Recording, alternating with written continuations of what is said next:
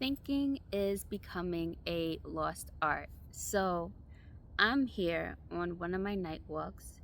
On this channel, I talk about why I go on night walks, and as a writer who writes a lot of dark philosophy, I get a lot of my wisdom, a lot of my creativity during the nighttime because the clarity and all that. During the daytime, there's a lot of stuff going on. Not saying that you can't get clarity and creativity during the daytime, but at night, when everything slows down, when the energy just like, you could just feel it in the air.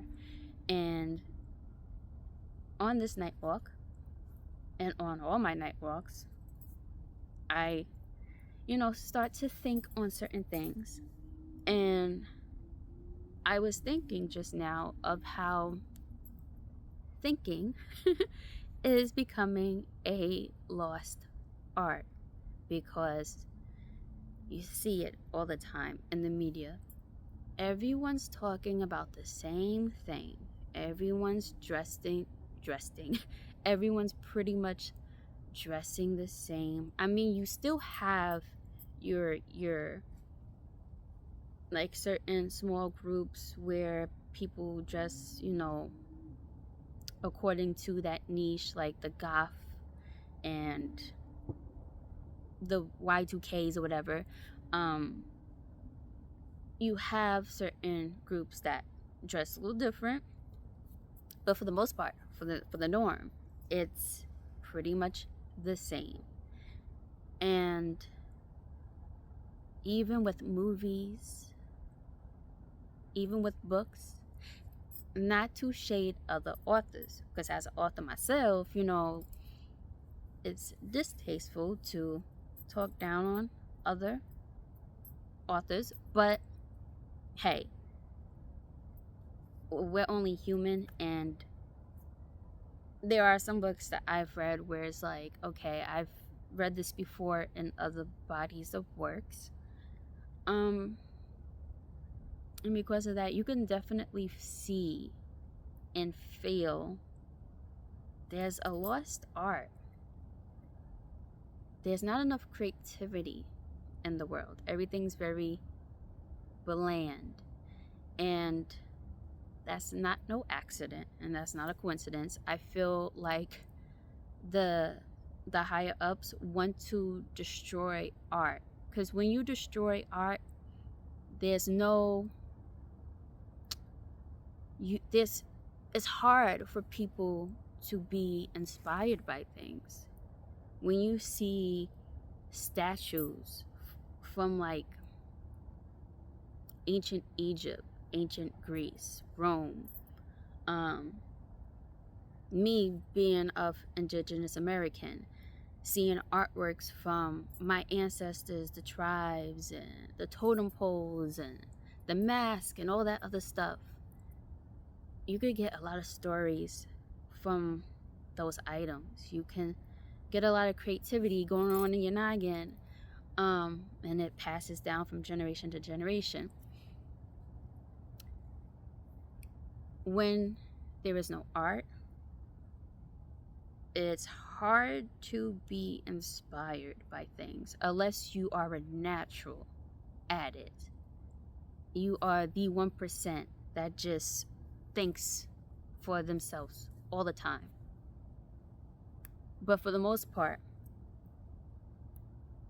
for majority of people, it'll be hard to be inspired by things when you don't see it. The clothing, the food. Don't get me started on food, okay? Because like, I love to cook.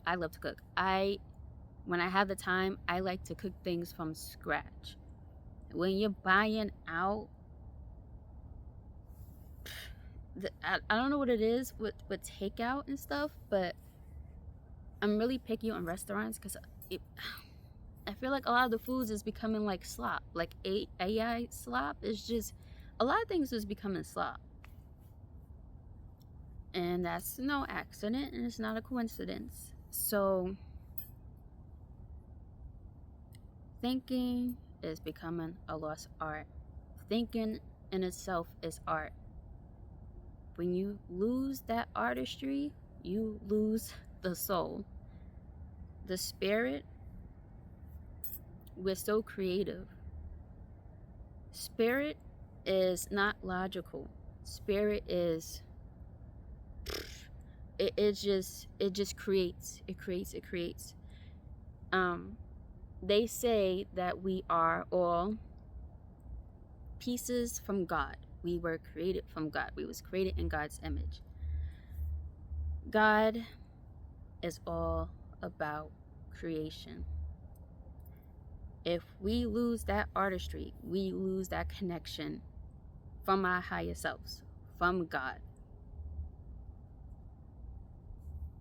It's not a coincidence. It's not an accident. I feel like the higher ups is making they want a godless society. I'm pretty spiritual. I'm not religious.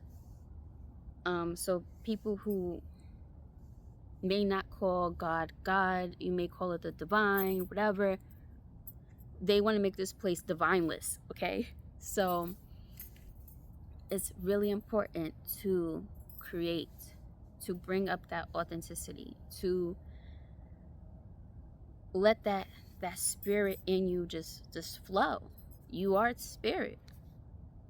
So with me, I bring that out in my writing. I put a lot of dark philosophy into my writing. You get a lot of wisdom from that side. I already made a video talking about that, but you get a lot of wisdom from dark philosophy.